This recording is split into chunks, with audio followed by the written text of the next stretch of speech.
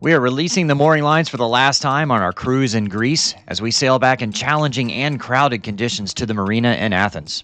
It was a great trip, but it was time to say goodbye to Aubrey. I headed back to the Chesapeake. It was time to launch my boat into the water. We had spent the previous evening moored at a beautiful spot on the southeast side of Agistri.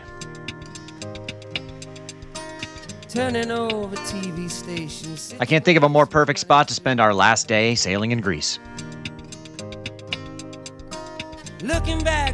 I'd spent the last week sailing with Aubrey from Sailing Miss Lone Star and her crew Jordan and Taylor. And of course you can't forget baby Violet. To open up my heart to all that jealousy, that bitterness, that ridicule. And just like that, it's time to go. Kind of sad, right? We are going to pick up these lines, and when I say we, I mean the royal we. Jordan's gonna swim out there. Generous use of that word. It's the royal we, that's how we roll. I'm gonna send Violet out to do it. Oh, good. Yeah. Uh-huh. This was probably one of the prettier anchorages that I've seen. It was so peaceful. Serene. Absolutely gorgeous. So, I'm gonna dive off that. okay. It's my last little hurrah for this time in this part of the world.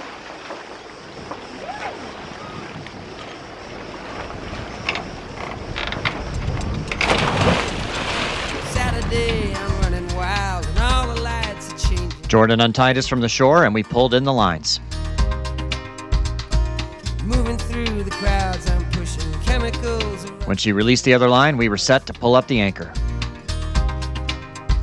Only wish that you were here. You know I'm seeing it so clear. I've been afraid to show you how I really feel. Admit to some of those bad mistakes. With the anchor up, we got underway.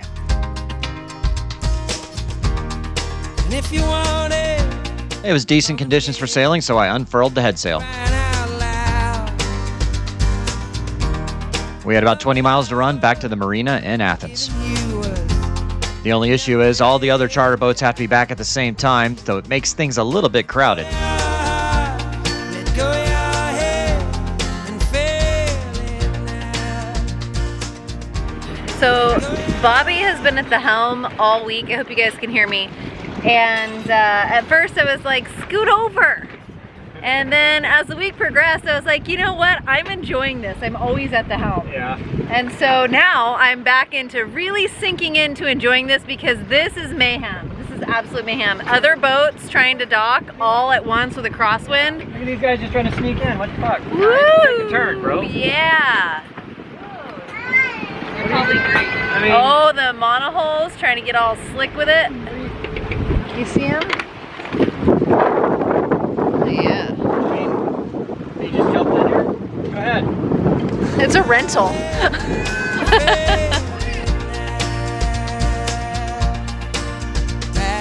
It really was crowded, and on a charter boat, you never know just how skillful the captain is. Yeah, we got a crosswind, guys. I'd say at least 14 knots. What do we got, Bobby? 20! Woo, we got a crosswind of 20 knots. Sunday, all the lights in London shine. Yep, 20 knot winds this crowded was going to be a little challenging trying to med more. Kicking through the autumn leaves and wondering where it is you might be going to. Turning back for home, you know I'm feeling so. We found the place where we were supposed to dock and gave it a go. Climbing on the stairs. With my experienced crew, it made things pretty easy. Mary in front of me. And if you want it, Got back here and they're fueling us immediately, so we have to pay for the fuel. And then they got a diver under the boat right now, making sure that we didn't hit anything, which of course we didn't. And so, yeah, now we're. never is. With the boat secured and everyone showered, it was time to head in for our last meal together. Go your heart, let go your head and fail it now. It was about a 10-minute walk to the restaurant, and baby Violet was enjoying it. Let go your head and fail it now. Let go your heart, let go your nobody died. The night is young.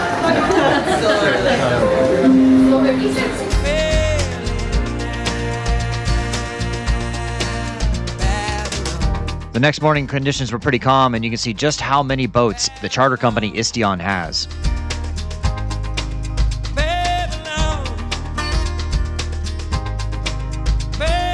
All right, well, that is a wrap here from Greece. Thank you to Istion. Had a great time sailing their boats. I mean, you know, ours was like a last-minute charter, so all they had left was like a 15-year-old catamaran, but it's in remarkably good condition. For a 15-year-old, the maintenance on it is excellent, and we're really happy with the boat. Doesn't have air conditioning, but honestly, we didn't even need it, so it was great. It's not too late here if you would like to charter your own boats in Greece. They have like a dozen locations all over Greece, a bunch of cool locations. I would try, you know, Lefkada, somewhere up there in the Ionians, but I'd love it up there. Anyway, you can get 10% off booking with them. Use the code Doodles10 at checkout, and you know what? Come sail here. It's not too late. You can still get in a little bit of time this week, or this season. We gotta say goodbye to the ladies and then put the camera away and head out. It's been fun. Aww. Yeah, I'm glad we finally got to do it. So. I know, we're gonna have to do it again. Yeah, for sure. We can definitely do it again. What's up? Hey. Well, maybe you'll have to join me on Houdini and I'll captain you around. Yeah, there you go. Hi. Say bye-bye, Bobo. Bye, Bobo. All right, and bye to you guys as well. Bye. Thank you for having us. It's Sure. been lovely. Yep. Fabulous way to ring in the last of my 30s. There you go. Happy birthday, by the way. Yeah. Thank you. So, alrighty. Well, all right, Violet. Yep, belly button. Thank Yep. you. Say bye Okay. to those Yeah. luscious nursers. Yeah. She kept wanting to nurse on me the whole time. Okay. All right, guys, I'm putting the camera away. Mwah, mwah, mwah. We love you. Check out Sailing with Sloper. After a 10.5-hour flight back to the United States, I rented a car and drove from Baltimore down to Solomons in Maryland.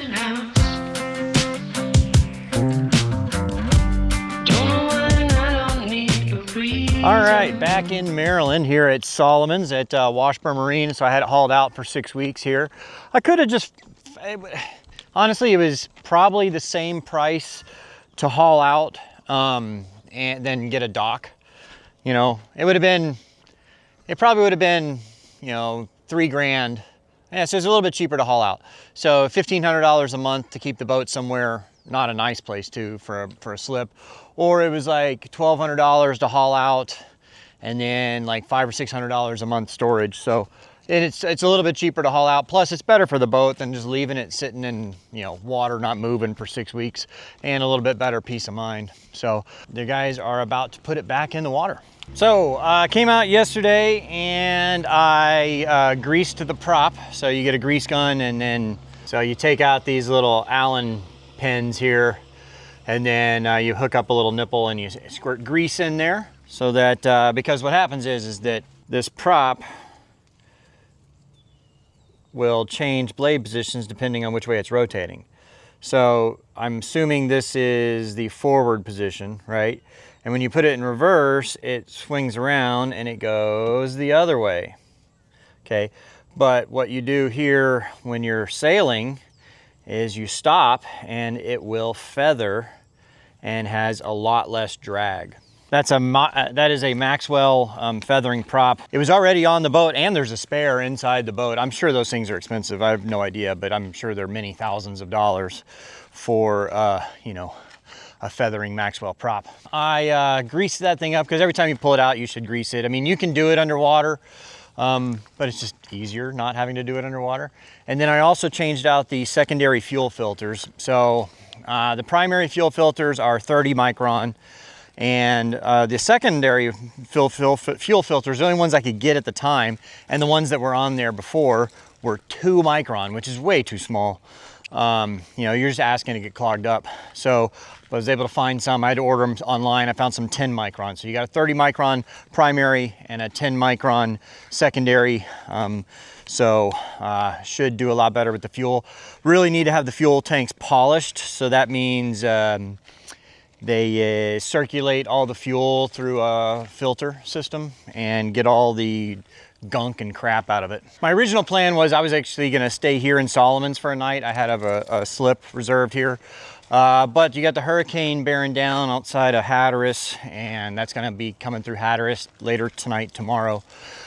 So it'll get a little bit windy up here, not too bad tomorrow, but it'll be, you know, 16 to 25 knots out of the direction I need to go tomorrow. So I'm just gonna go today all the way up to Annapolis and get there a day early and wait there for my crew member that'll be here on Sunday. Really excited to see her again. So this is a travel lift. It's basically a moving crane. So it just basically, it picks up the boat from the bottom and then it drives along and then it'll drop it right in the water right there. You got these two little tracks that go out over the water that allow it to drive out over the water and then lower it into the water. It's, on a monohull, it's not a big deal. You do have to watch your stays and all that because it can go up and hit the top of the crane there. But for catamarans where you draw an issue because, you know, catamarans are pretty wide. So you need a really wide travel lift. Like, you know, my Island Spirit 525 is, I believe, just over 26 feet wide. So that travel lift would be too small, not wide enough. It'd be plenty strong enough to pick it up, but it's not wide enough to pick it up. So looking at my app here, so today the wind is 8 to 12 knots out of the south-southeast, and I'm headed north-north, basically north. So it'll be behind me and relatively light because tomorrow the wind is supposed to be, I mean, gusting up to 30 out of the north, and I'm trying to go north. So yeah, let's just go today when it's gonna be a lot easier. It'd be a longer day today because, you know, they told me they're launching the boat at 7:30 or 8, and it's now after 8 and they haven't even started. But if I can get on the water by 10, I'd be happy. Still gotta take the rental car back. So I was worried about, like, you know, the travel lift getting stuck in the mud, but they brought these little track mats, so I guess they're gonna fit down for the travel lift to drive on.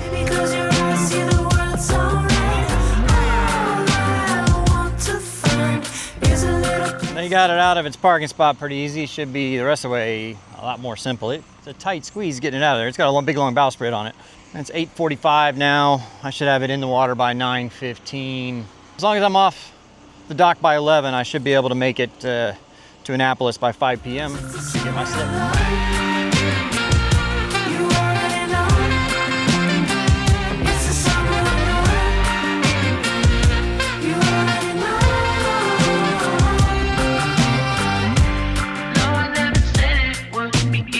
The engine's been running about 10 minutes. Sounds good. So I think I got my fuel issues okay. It's nice and calm out here, so I'm gonna get off the dock.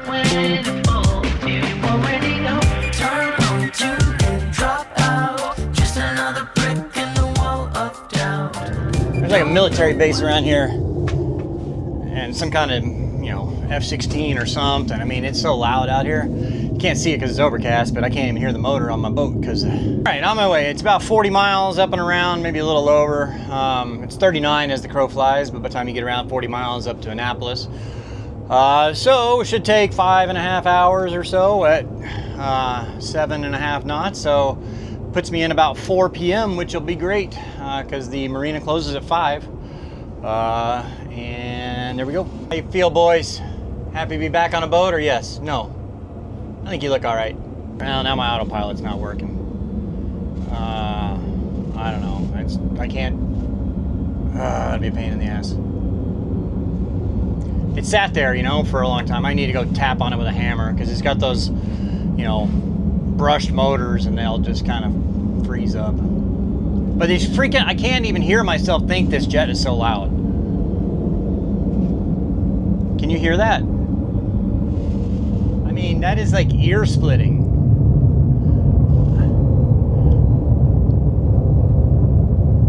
And it's not moving. It must be like an F-35 with like B model that just hovers or something. I don't know.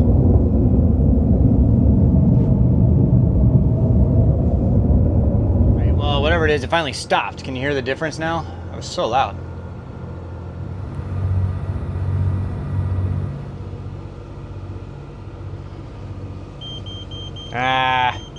I was just saying I got it to work, but the autopilot, it was starting to move a little.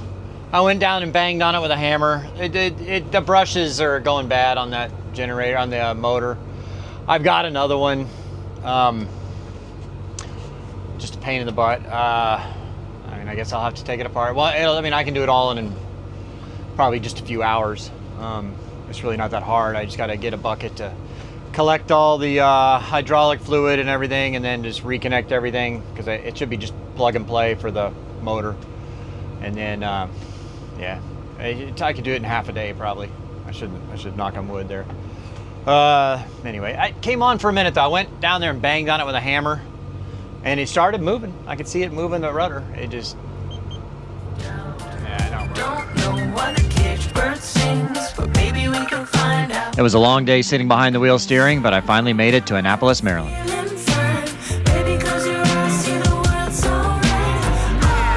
I cleared the bridge and then headed into the marina.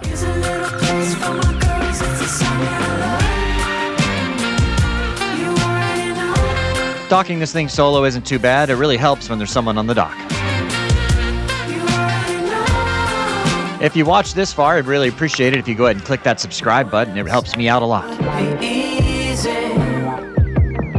Of course, our patrons, members, and Navy get early access to the videos and lots of bonus footage. Please consider joining. It's only a few dollars a month.